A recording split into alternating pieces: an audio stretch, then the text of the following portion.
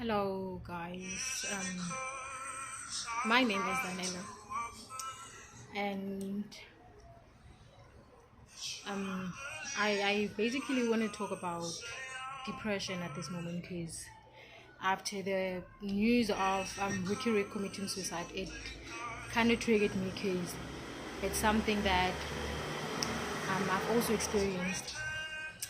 I've realized how, as the black community, we don't really have a lot of information, or we don't have enough knowledge when it comes to depression, and that's the reason where you find a lot of young black people are committing suicide almost on a daily basis. Is because we don't know what as a family or as a black community what to look for when it comes to identifying the signs of depression. So my story is like, it's been 2 weeks now since I've attempted suicide myself. I've been in a place where at first I didn't take it serious because I thought maybe I was just stressing out and going through a lot, especially since after my dad passed on last year. But then after some time, I've got to realize, actually, especially now, I am now realizing that it's more than that. I would get anxious whenever I'm at work. I would have panic attacks. There would be times where I am feeling somehow like I've got certain emotions happening inside of me, but then I cannot explain them. At work, my supervisors and managers would advise me to see a doctor. I would see a doctor almost every 2 weeks. I would see a doctor. They would give me depression medication to help me calm down, but then I would take them for about a week, and then after that they stop working. I don't know if they were not the thing that I actually was supposed to be prescribed or whatever, but then that was the case. I would get medication from the doctor. They'd prescribe stuff for me. There was a time they even prescribed sleeping tablets because one of the doctors thought that maybe I am not getting enough sleep and my body is not shutting down, especially with the fact that I love coffee. I used to drink coffee almost every single day, especially when I go to work, and I don't put milk in it, and it would be so strong. So at first I believed that maybe it's the caffeine, it's my body does not shut down whenever I sleep at night. So I completely stopped drinking coffee. And then they gave me sleeping tablets that if I'm struggling to fall asleep, then I should take two at night, and then at least it'll shut down the whole body. But then I never took them then. And then getting panic attacks, feeling anxious, I would be so I would just get complications, but then I cannot explain what exactly is going on at that moment. And then also dealing with family issues, problems at home with my sisters and all that. It really was a lot. And then I had a friend who happens to be my boyfriend at the same time, who I would confide in. But then knowing that he's also going through a lot, he also has his own issues to deal with, at times I feel as if I'm kind of being too much for him. So I somehow started holding back on certain things. I would not confide in him as much as I used to. So that kind of really got too much on my side. I was given some time off at work to, just deal with my emotions and gain some strength and, deal with the death of my dad and everything. So 2 weeks back, on a Monday, I was with him, and I had a panic attack. Like, we're chilling, we spent time together, and then before he left, I had a panic attack. And well, me having a panic attack, he tried to calm me down, because as much as not everybody knows what to do when a person is having a panic attack, he tried by all means to calm me down. And apparently, well, I told him, because it happened that I don't remember most of the things that happened on the day. So apparently, according to him, he says that I told him that he can leave because he had other things to do. So I told him that no, it's fine, you can go. For me, it felt as if this guy is leaving me when I need him. That's basically how I felt, because I thought I was not yet feeling okay. I was not yet ready for him to leave. So that why would he leave me alone when I'm having a panic attack? Like, who would do that? That's how I felt, and that's how I responded after everything. So when he left, when I was still feeling weak, though he says that he thought that I was okay, which is why I told him to leave. On the Tuesday, I woke up, went about the day, and you know, and then late at night, I had I think about 3 or 4 different type of sleeping tablets, because I would get a different prescription every single different doctor that I go to. I would get different um type of sleeping tablets. And then on a Tuesday, that's 2 weeks back, on the Tuesday, the day after I was with my boyfriend, late that evening, I took 2 different types of the sleeping tablets. The other one had 10 in it, and the other one I think is about 20 or 30. And then pour myself a glass of wine, and then I sent a friend of mine from work a message, and I was like, here's my address, I'm gonna leave my door unlocked. If you When you get this message, call for help. Fortunately, he got the message not long after I've sent it. I recorded a video for my mom and for my boyfriend as well. Recorded a video, sent it to the friend as well, and sent it to my boyfriend. Wrote a note on my diary that whoever finds me, whether alive or dead, they should call my mom and my boyfriend as well. Took the sleeping tablets one by one. I think I took about 15, 20, I'm not quite sure, with wine. And then from there, I don't remember anything. Apparently, my friend called, a lot of people called, but then I don't remember anything. I was unconscious. Fortunately, I got help. Somebody was able to come and rescue me. Got admitted in the hospital. Woke up on Wednesday, late, I think around this time. I'm still a bit unconscious. I'm trying to figure out the surrounding that I'm at. Thinking to myself, where am I? And then I text my boyfriend that I don't know where I am. I think I'm in a hospital, but then I don't know which one. So fortunately, they got hold of him when they took me from my flat, and they told him which hospital. And he was like, no, you're at this hospital. And then from there, on that Wednesday, I spent the night again at the hospital, waiting for the social worker to come and see me the following day. Saw the social worker, and then now it's 2 weeks now. I could say I feel as if God probably still has a purpose for me. God is probably using me to, speak out about this, because I really, after today's story, Wiki suicide, like I've got to, like, it really touched me. I really got to realize that, as a Black community, we're not teaching ourselves about depression. We don't know anything about anxiety. When someone would come to you and say, I am feeling this way, we automatically think, you automatically think, you're being dramatic. You just want attention, and that's not the case, guys.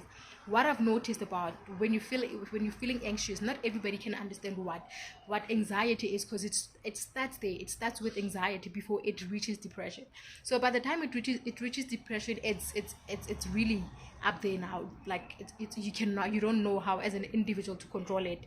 Your emotions are just always up the ceiling. So what I've noticed is I would like to use my second chance as an opportunity to teach. I don't know a lot as well. I'm not a medical doctor. I don't know anything about human body, but then I'm going to speak from my experience. If I get the opportunity, I can get more information, because as I speak, I am seeing a social worker, I am talking to someone, and I am also trying to make people around me understand what exactly is it that led me to do what I did. But then one thing that I want to teach the Black community, especially. Everybody else is more than welcome, but then I've noticed the Black community, we don't know what living with depression is like.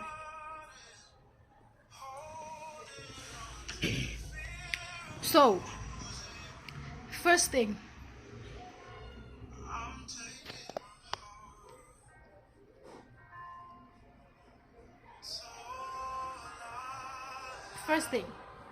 we need to do, teach ourselves what are the signs. How do you get to see that this person needs more help than we think they are letting us on? From my point of view, from what I was going through, I would say that you will notice that a person is starting to, withdraw from certain things. They want to isolate themselves. They always want to be by themselves. As much as I am an introvert and I love spending most of my time on my own. But then I've noticed how I would, even when people would be like, can I see you? I would come up with an excuse, not just so that I don't get to see people. I I spend less time going home because as I'm working, but then most of the time when I get my time off, I would go home. But then I got to realize how now that I was even given some time off, but then I didn't take the time to go home and be with my mom and be with my daughter. So I was withdrawing from people. I wanted to isolate myself and always be by myself. I no longer enjoyed anything. I love reading. I love going out for movies. I love jogging. I love going for a walk. But then none of that excited me anymore. Like reading a book, like I have quite a lot of books that I can read, but then it would just, the only thing that I wanted to do almost every day was to sleep. Wake up, watch TV, eat, sleep. Same thing every single day. Wake up, eat, TV, sleep. Wake up, eat, TV, sleep. And those are certain patterns that we can look out for. Those are the few things that we can look out for, that when a person is now starting to be antisocial, even though they are not too social, but then the moment they start withdrawing and wanting to always be by themselves, then you need to look at that. You need to look at that. When nothing excites them, when the things they used to do or used to love doing does not excite them anymore, or they don't enjoy doing the things they love doing, then that's another call for help.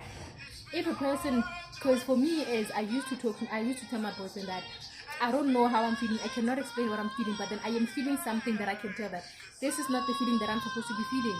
But then I used to feel like that, because at the moment you feel all the emotions. You feel sad, but you're happy. You feel angry, but you're at peace at the same time. So you don't know what exactly you're feeling at that moment. And for me, I feel like as a person, now you're trying to decide that, okay, which emotion am I gonna allow to, be in control? And I've realized that in most cases, the bad emotions are the one that are taking control. The anger, the sadness, it's always what's taking control. That is why at the end of the day, you find that we commit suicide because we are angry or we are sad. We don't feel any peace. We don't feel any calm. We don't feel any happiness in us. We are sad and we are angry and whatever. So at that moment, you're trying to decide, okay, which emotion am I gonna allow to take control and be in charge at this moment. But yet you cannot do that because all the emotions are trying to take control, or everything wants to be in charge. So the first step is identifying the signs. I would find myself, I'm a always ever smiling person. Like even at work, people know that Zanele is forever smiling, like she's forever laughing. But then for the last few months, when I've started experiencing anxiety, like I would always be quiet, I would be rude to people, I would be mean for no reason. And a person would talk to me and ask me something, and then I'll just look at them and not even answer them. Or someone would say something and I'm like, I would just be so mean and I'd be rude to them. And then I'd only realize later on, I was like, but then what I said or the way I acted toward this person was not right. But then yet I would not go to them and say, hey, I acted this way, because I didn't see the need for me to explain to them, because those were more my emotions that were taking control at that moment. As much as we know that people are allowed to be angry, people are allowed to be sad, people are allowed to be happy, people are allowed to feel everything that they're feeling. So I didn't see the need for me to actually go and apologize when I've been mean to someone, or when I've said something nasty to the other person. I'm allowed to feel that way anyway. So I want us, the Black nation, to take this depression very serious, because we think that, okay, they're forever smiling, everything is going right, they've got the money. That's another thing. We think that when a person is financially stable, then it raises all the problems they're going through. No, that's not the case. I might have the financial freedom, but then yet you don't know if I'm struggling mentally, or I am struggling emotionally, or I am struggling, my body is struggling physically on its own. So just because I've got the money does not mean then the money now makes my mental state good. Does not mean that the money makes my physical state good. Does not mean that it makes my spiritual state good. I might have all the money in earth. People might envy me for having money and being, driving the latest cars, having the biggest house in South Africa, but then it does not mean anything. So we also need to stop this mentality of thinking that, okay, they've got the money, so what's making them depressed? No, money does not buy happiness. Money, as much as you can say, okay, I'd rather be sitting in a Ferrari, but then honestly speaking, until you're in that position, you have no right to judge someone who's depressed just because they've got money. Money doesn't do anything. And that's another thing that my boyfriend actually made me realize, that he thought that because I somehow have got the financial freedom, then he was like, I don't understand why you would do such a thing to yourself, because you've got the money, you're able to do whatever you want for yourself, so why would you want to kill yourself? I was like, babe, that's not the case. It's not about me having money. It's not about me, not that I'm rich, but then just being able to, afford everything that I want. Have the financial freedom. It does not cancel the fact that I am struggling mentally. It does not cancel the fact that I am struggling emotionally. So we also need to be aware of that just because a person has the money, just because a person has a financial freedom, then it means that everything in their life is good. So I'm still gonna get to identify more signs as we go on. But then what I needed to address today was the fact that, guys, let's take depression serious. When a person mentions to you that, I'm feeling somehow, but then I don't know how I'm feeling, I cannot explain it. Because sometimes it's not easy confiding in family, so we find ourselves confiding in friends, and some people are not fortunate enough to have friends that are there to listen, that are there to advise them or even find them the help that they need. Even for myself, as much as I had my boyfriend who is my best friend, who I was able to confide in, but then I somehow felt as if he was not really giving me the help that I need, as much as he was the ear to listen when I need to, vent and confide and then just express how I'm feeling at that moment. But then yet again, I somehow felt as if he did not push me enough. As much as I was seeing the doctor, I would have doctor's appointment almost every month, but then at some point it felt as if he was not pushing me enough. He did not try by all means, because from last year October I've been talking about how I feel as if I could just not feel anything for just a moment, that would be good. And what we all know, like, the only time a person cannot feel any emotions is when they're dead. So that's where it started, that he knew that that's what I had in mind, but then he probably did not take it too serious, that okay, she will eventually do it one day. He thought that maybe it's just what she's feeling for now. As time goes on, she'll feel okay. But then only to realize that, it's really not the case. What I really needed a push to say, okay, Zanele, let's get you a psychologist. Let's connect you with a psychiatrist or something. Get someone to talk to, because it's also hard for him on his side, to always be there for me. Because as people, as much as they want to be there for us, but they cannot always be there whenever you want them. Because you might find yourself that you wake up in the middle of the night and you're feeling all these emotions. They can't be there at that moment. But then at least having someone that you talk to on a daily basis, someone who's even equipped for that, someone who's strong emotionally, mentally, and psychologically, to make you understand that you have the right to feel that, but then let's rather do something about it. So for now, we're going to focus on that.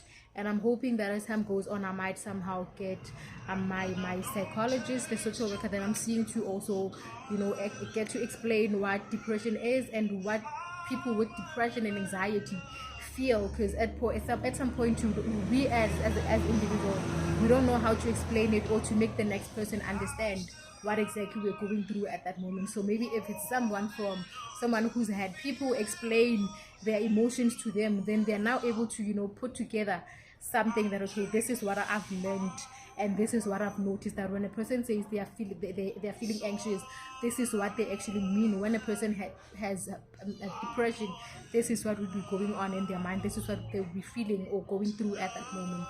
So guys, please, we've lost so many people. We are slowly losing our loved ones, and it's easy for a person out there to be like, not take it serious because it hasn't happened to you. But then when it happens close to you, when you lose a friend, when you lose a brother or a sister, when you lose a parent, because of suicide, then that's when you get to take things serious, that okay, now this is real, what am I going to do about it? So let's not wait until we lose those we love. Let's not wait until we lose the young people in a black community. Let's not wait until we lose the young people before we take depression and anxiety serious. Let's start now. Let's start acting now. Let's take it upon ourselves as individuals that let's try to be nice to the next person that you come across, because you don't know what they're going through. Let's try to, smile at a stranger, because you don't know what your smile might do to them. They might be thinking about suicide, because you know what, they'll be like, God, can just one person smile at me? Just smile at me, don't say anything. And then you happen to be that one person who smiles, and then they get like, wow, okay, God does exist. It means that God still has a purpose for me. That is why he allowed just one stranger to smile at me, because I had told myself that, God, if nobody smiles at me, if not even one person smiles at me today, I'm going to end my life tonight. And then God sends you to come across that person, and something in you tells you to smile at that person. You don't know what you've done. You've saved a life. Be nice. Let's be nice to each other. Let's stop throwing shades at each other, either on social media or in person. Let's stop complicating people's lives. If what I'm going through is you don't understand it, then keep quiet. If you don't understand the situation that I'm in, don't say anything about it. You don't know what I'm going through, so just keep it to yourself. Let's be nice to each other, guys. Being nice does not cost anything. It does not take out even 10 cents in your account. So let's teach ourselves to be nice to the next person, because we don't know what they might be going through. Let's teach ourselves, when you bump into someone that you don't know and then you somehow step on their toe, say, I'm sorry. You don't have to be because I don't know you, or you were rude to me, or you also looked at me nasty, that I'm not going to say anything. If you do something that is wrong, apologize. If somebody does something nice to you, thank them. Thanking someone, apologizing, and appreciating people does not cost us anything. And those are the simplest things that actually would save a person's life, because we don't know what they're thinking at that moment, what they're feeling, and what they're going through. But then simply because a person said, "Askis," just those simple words, "Askis," sorry, you save a person's life. Just because you said thank you. It's the simplest words. Like you don't even have to spend 2 minutes on that. It's a few seconds saying thank you. It's a few seconds saying I'm sorry. It takes just 2 seconds to smile at a person that you bump into. You might not know them, yes, but then you don't know what your smile might do for them. So that is my appeal, because we are slowly losing each other. We are slowly losing our family members. We are slowly losing our friends via suicide. So let's pay attention. When you learn of someone who's committed suicide, get to find out what exactly was going on. Ask yourself questions. But then I've picked up a few things. The moment we get to learn about the signs, then everything is sorted. Because when you notice the signs, then you will know that I have to take a step. When you pick up on the signs, you know that okay, now I have to take action. You don't have to wait for someone to kill themselves for you to be like, but then I could have done this, but then she's been telling me that she's feeling this way, but then he's been telling me that, what, I'm going through a lot. You don't always have to have solutions, but then sometimes making people aware that, what, I am here for you, and you don't have to go through it alone. That's everything that's all that we need at that moment. Because it's not nice not having people to depend on. It's not nice not having someone that you can be like, hey, I just needed to hear your voice. Sometimes it's just needing to hear that person's voice, and then everything is fine. Everything works for you. So that is my appeal for now. I'm gonna upload more videos on this topic specifically. But then, guys, let's be nice to each other. Let's be nice to each other. Let's just have ubuntu, arabeng lebotho, and love each other, guys. It does not take a lot from us, but then it does a lot for the next person. So for today, this is where I'm gonna end it. Till we meet again, it's the girls and the kings that are upon it. See you guys on the flip side.